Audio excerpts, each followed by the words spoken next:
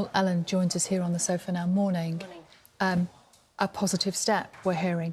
How much does this feel like progress to you? Oh, huge. I mean, I have fought for 3.5 years to say, you've missed something, you must have missed something. And, you know, the social media companies have always refused to give me the data. And I met two ex-senior investigating officers, Mark Brahmer and Mick Randall from Fedora Investigations, and they produced this report and said, you know, we've got other areas we can look at. And so we delivered that to Gloucestershire Police just over a week ago, and they've said that they will look into it.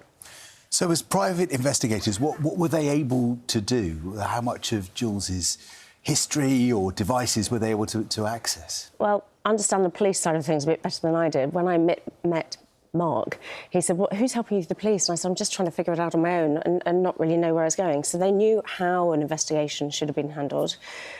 Because the devices have been so trampled over I've had them back and gone through everything and can't find it. A lot of the information only stores on a handset for 90 days. So we need, ideally, the initial... Now, the police did do an initial forensic download of Jools's phone. They just never looked at it. So I'm praying that they don't say they've lost it and that somebody can look at that again. Why did they not look at it, do you know? They said they were having problems with the machine, and so a detective decided to manually look through his device. I didn't know this at the time, but you know, the information goes off the device, and also it doesn't look at all the data. If you've got a detective looking at it, does not looking at the metadata. So Mick, the investigator, referred it to Trevor, a forensic specialist, who looked at the metadata on some of the images and things like that. So. And what does that tell you? We have some new angles to try, and obviously I don't want to go into public details about what they are because I don't want to affect any criminal investigation or any access to information they might be able to obtain. So, but it's a chance we've got things to look at, yeah. So that's the investigation side of it. Your campaigning side of it also continues. Yeah. You'll go to Westminster? I'm up in the House of Lords on the 8th of December. So Baroness Beeban Kidron has tabled an amendment in the House of Lords to change the crime and police bill. So that when a child dies, within 5 days, the data is automatically preserved. And then there's also another angle that the coroners need training on this. I was even contacted today by another parent. I get contacted by bereaved parents all the time, and they couldn't get the data of their child. It's happening to other people, and whilst that law won't help me, I don't want any other parent to be in my situation. So when that bill goes through, it goes through the ping-pong stage of in and out of the Lords and Westminster. But fingers crossed, they might change the law. And the frustration is the law isn't keeping pace with real life, is it? And technical changes that, as parents, we might not even know.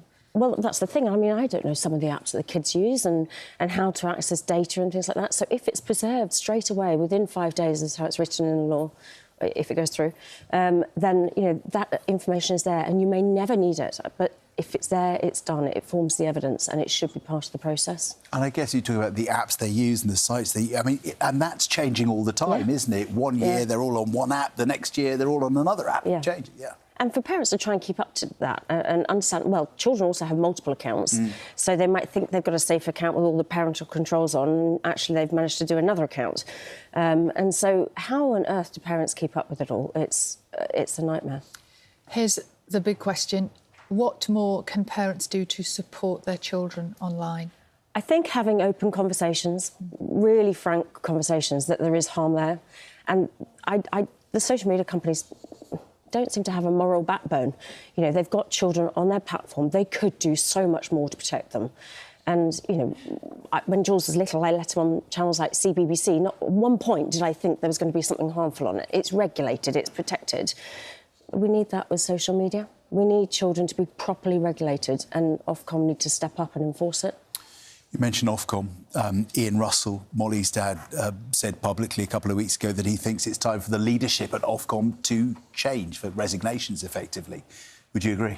I think it's so frustrating. I think it was 2023, the Online Safety Act, and we still are going in little steps about how we're changing things, and not enough is being done. You've still got children dying. You've still got children being harmed. They're seeing eating disorders and all sorts of issues that it needs to change now. And how much longer are we going to talk about this until actually somebody steps up and changes it? And I do think Ofcom need to be stronger. And what's the most important change you would like to see? Personally, I think if they can't make it safe, then you take it away from children until you can make it safe.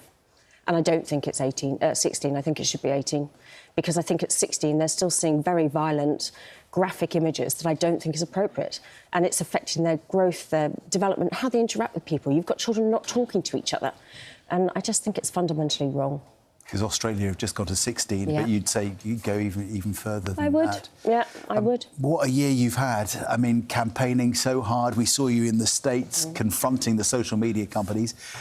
And your story now potentially being made into a movie, a TV series? Yes, Featuristic Films have signed my life rights with a TV company. So they're going out to commissioning, which I understand they go out and try and find whether it's which channel is going to broadcast it. So it's going to be a drama. Because although you see this strong persona, you don't see the issues I've had in my personal life of breaking an arm and a leg, falling down a hill or in a wheelchair, or relationship issues. And all of that is going to be shown in how difficult it's been. It's not just this strong image on TV that I put the persona on.